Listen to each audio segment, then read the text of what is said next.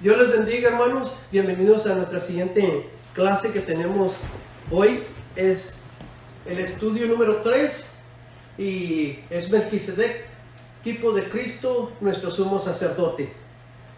Estoy agradecido por la oportunidad que me dan de compartir esta clase con ustedes y a todos los que estén o sean partícipes de ver este video. Vamos a entrar a nuestro primer base bíblica. Se encuentra en Hebreos capítulo 7. Vamos a dar lectura del 1 al 4 y el versículo 22 al 28. Y tenemos como objetivos, y lo escribí aquí también para los que no tengan el expositor, describir las características de Melquisedec que alude a Cristo como sumo sacerdote. La palabra alude es decir que hace semejanza o que apunta hacia Jesucristo. Interiorizar la correcta actitud ante la mediación de Cristo a nuestro favor. Y cuando dice interiorizar, está refiriéndose aquí el expositor a hacerlo personal, a tomarlo en lo profundo nuestro. ¿Cuál debe ser nuestra conducta correcta hacia esa mediación que hizo nuestro Señor Jesucristo a favor nuestro? Y el tercer objetivo que tenemos es debatir la conducta cristiana como fruto de la intercesión de Cristo a la diestra de Dios. Y la palabra debatir es la palabra que viene de combatir, de luchar por demostrar esa conducta agradable que debemos nosotros también dar como fruto de esa intercesión de nuestro Señor Jesucristo que está a la diestra de Dios. Y así vamos a dar como siguiente el pensamiento central.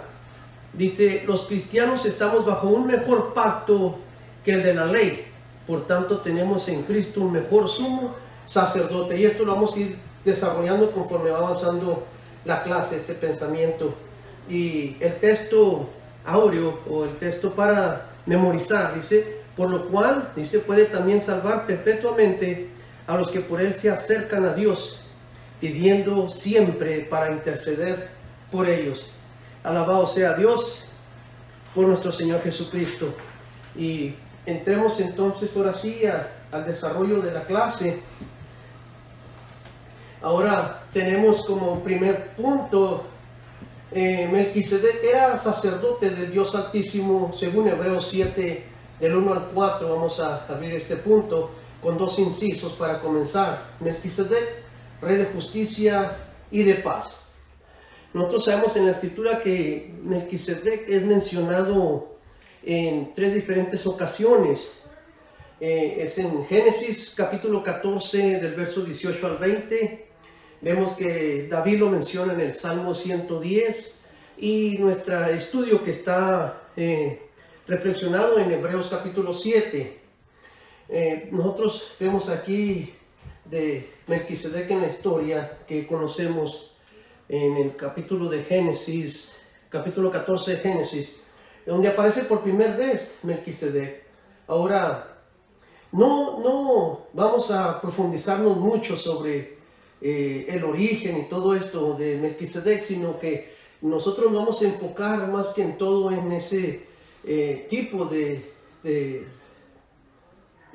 tipología que era Melquisedec hacia nuestro Señor Jesucristo.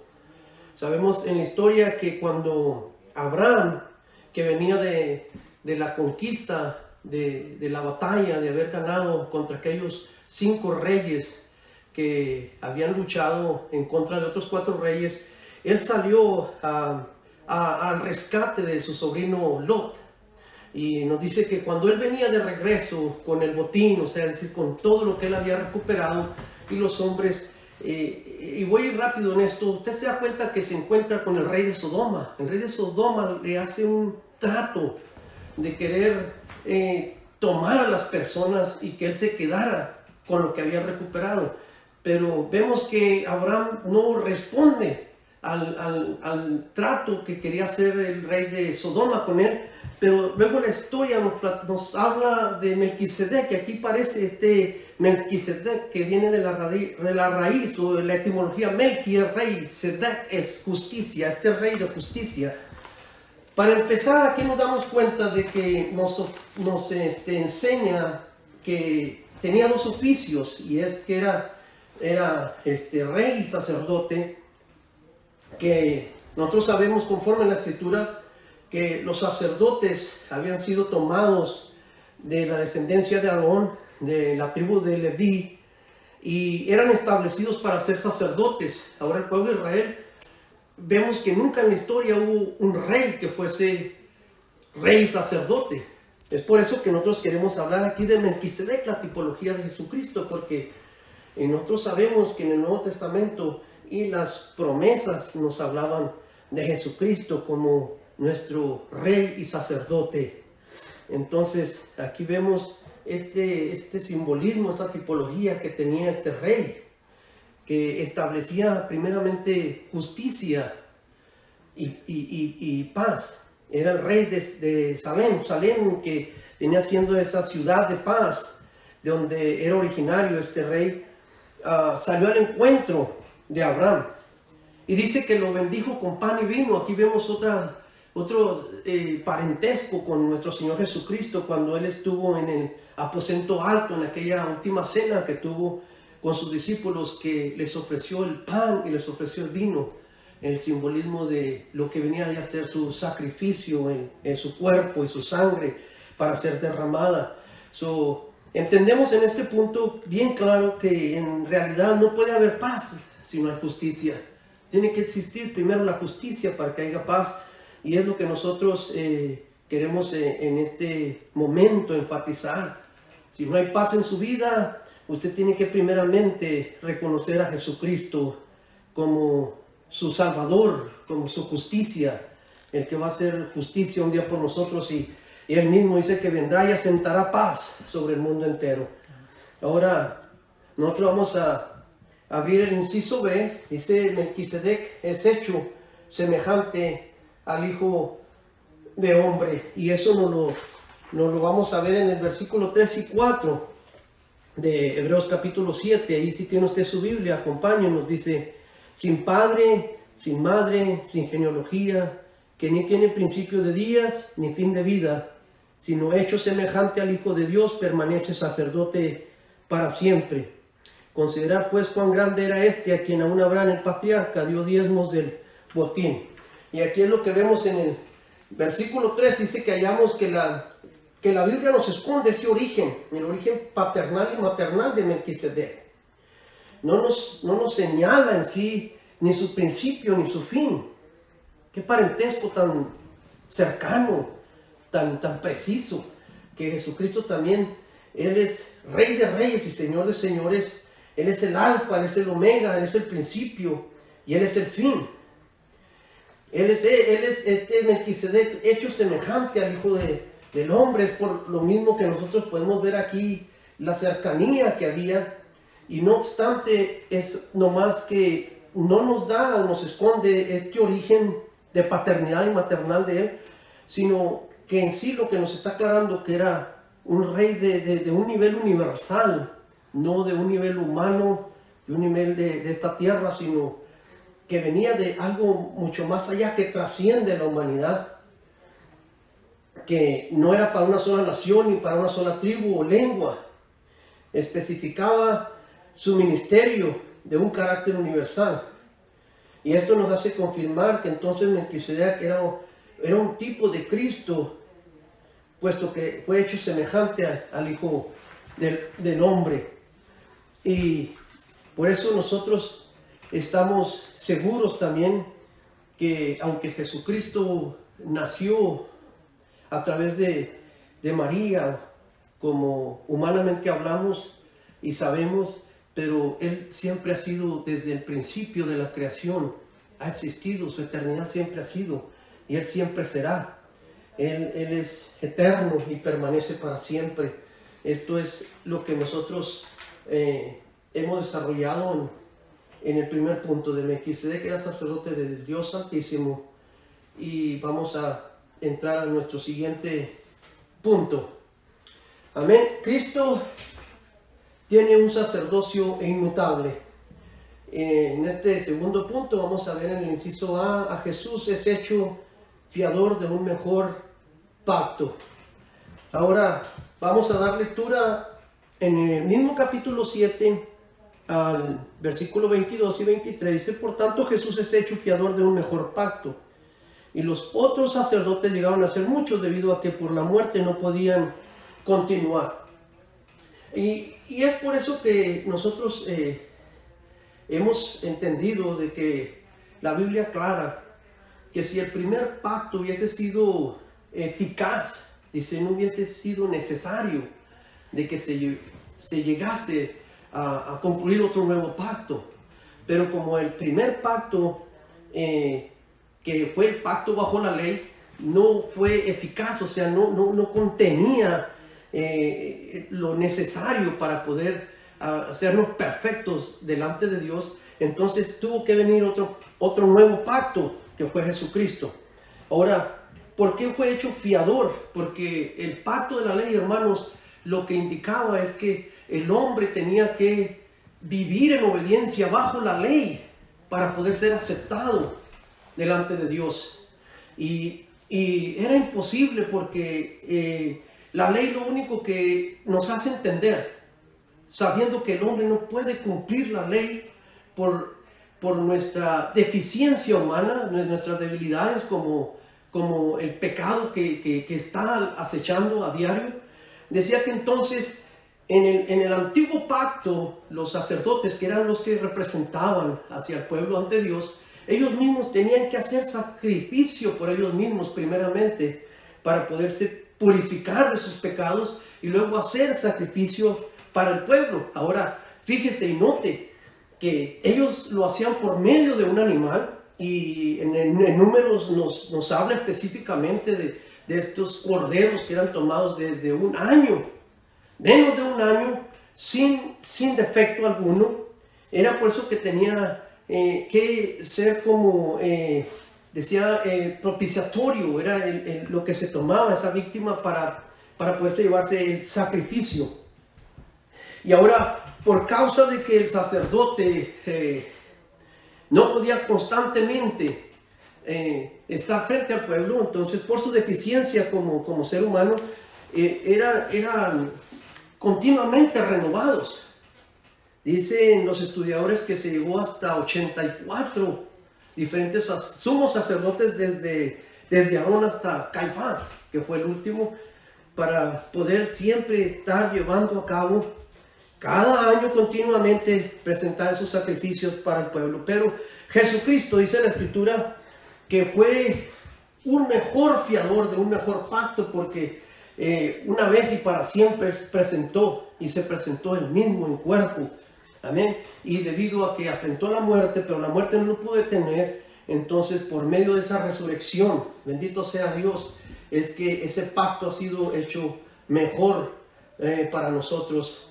En cuanto a Jesucristo nos ha dado esa bendición. Ahora vamos a entrar al segundo inciso. Dice, Jesús puede salvar perpetuamente a los creyentes. Y esto lo vemos en el versículo 24 y 25. Dice, mas por cuanto permanece para siempre, tiene un sacerdocio inmutable, por lo cual puede también salvar perpetuamente a los que por él se acercan a Dios, viviendo siempre para interceder por ellos. Mire, aquí es bien claro lo que nos dice la Escritura. Dice que él, una vez que hizo ese sacrificio, dice que lo hizo para permanencia, o sea, para estar establecido por los siglos de los siglos. Es inmutable, quiere decir que no tiene variación, no hay diferenciación, o sea, siempre el sacrificio de Jesucristo es por la eternidad. Pues Él nos puede por ese medio perpetuamente salvar, perpetuamente quiere decir continuamente, decir hasta el final. Ese sacrificio con el cual hizo nuestro Señor Jesucristo, sabiendo que Él conoce nuestras debilidades. Él está presto, hermano, para interceder por nosotros, porque Jesucristo venció la muerte, resucitó y está a la diestra del Padre, intercede por nosotros. Eso es lo que hace que es eterno, es perpetuo.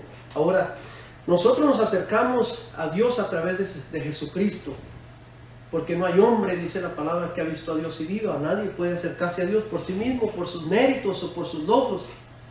La palabra es bien clara, dice que nuestras obras son como trapos de inmundicia delante de Dios.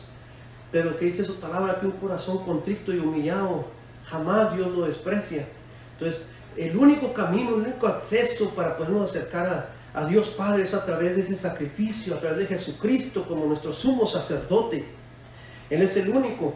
Entonces, siempre que nos acerquemos hacia el Padre a través de Jesucristo, acerquémonos gozosos, alegres, con cantos, con alabanzas, no simplemente con el hecho de buscar méritos o beneficios personales, sino sabiendo nosotros que a Dios le agrada nuestra alabanza, nuestra adoración.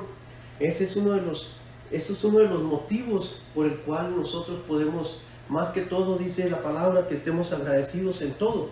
Jesucristo es la puerta, indiscutiblemente Él es el único medio.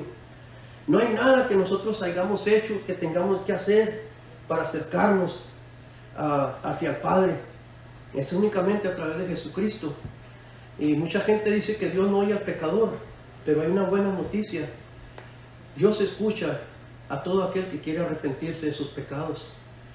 Aunque no tengas a un ministro delante de ti, o no te estés congregando ahorita en algún lugar, en una iglesia, o te sientes desanimado, te sientes triste, quiero que sepas que Jesucristo es el sumo sacerdote y está a la diestra del Padre. Y Él lo que siempre anhela es que, como el hijo pródigo, volvamos una vez más a sus caminos.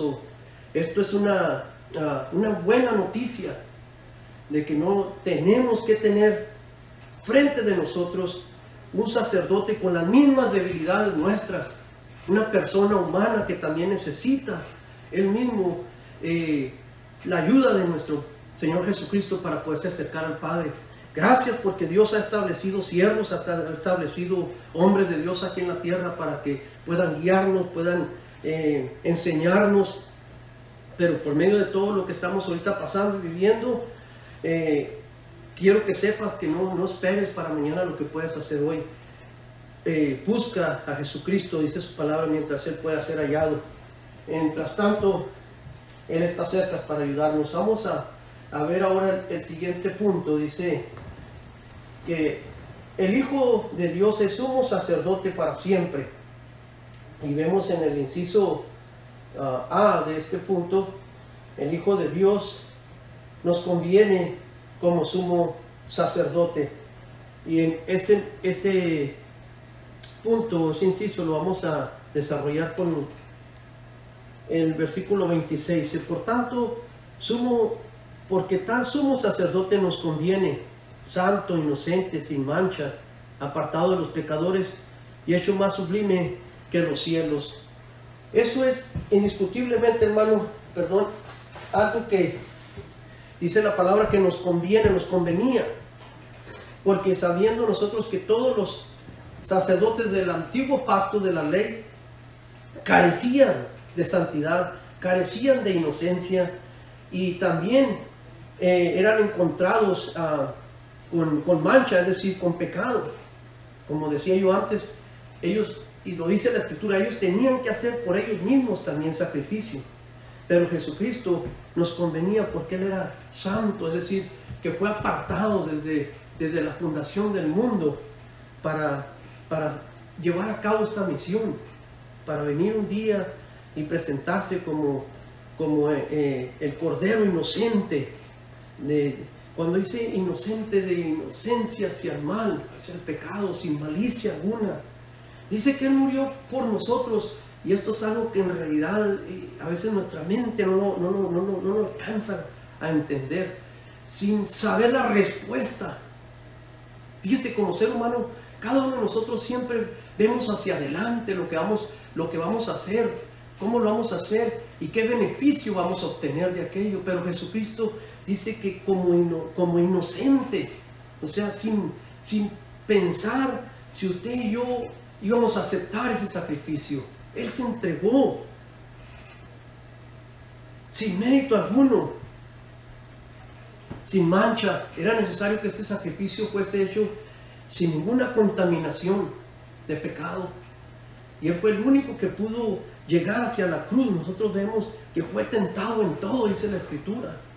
Fue tentado por Satanás en tres diferentes maneras: por medio de la vista, por medio del placer, del paladar, de la comida, y también por medio del poder, cuando le ofrecía todos los reinos. Fue tentado de la misma manera que fue tentado Adán.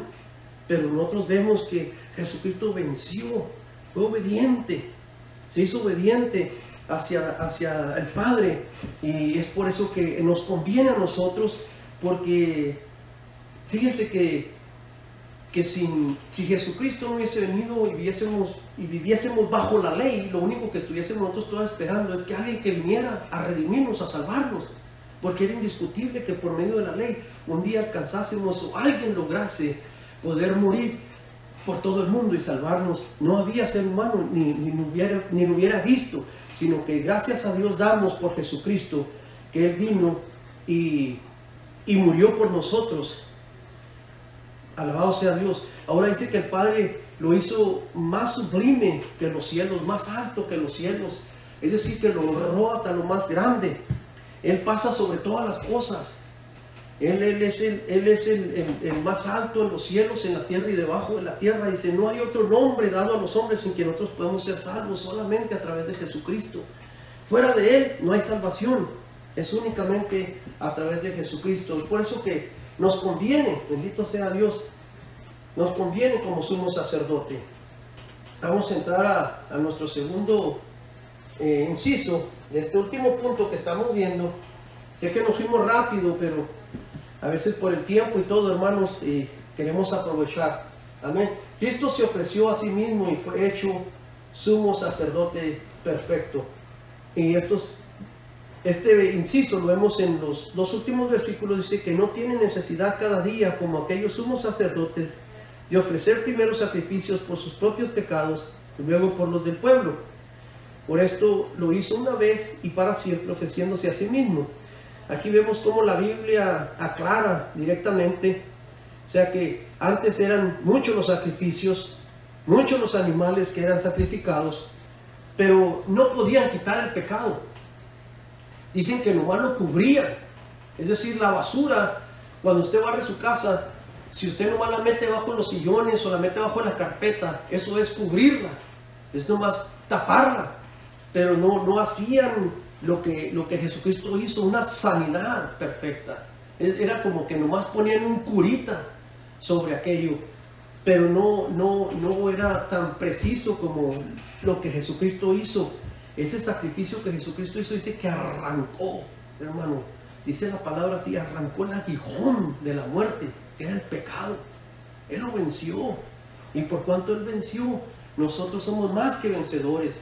Es decir, no somos perfectos ahorita, pero hemos entrado al camino de la perfección por medio de Jesucristo, porque Dios no nos mira a nosotros, nos mira a través de esa lupa, como dicen muchos, a través de la sangre de Jesucristo. Él nos mira y se compadece de nosotros. Lo único que tenemos que hacer es pedirle al Espíritu Santo que no se aparte nunca de nosotros, para que siempre, cuando nos estemos desviando, nos estemos flaqueando en nuestras necesidades, Él nos redarguya, nos sienta sentirnos incómodos, de no quedarnos viviendo en el pecado o en la debilidad o en el desánimo, sino que nos contriste nuestro corazón, nos lleve a gemir, a llorar, porque Jesucristo es el único que puede levantarnos de cada caída. Y esto era lo que en sí vino Jesucristo a ofrecernos.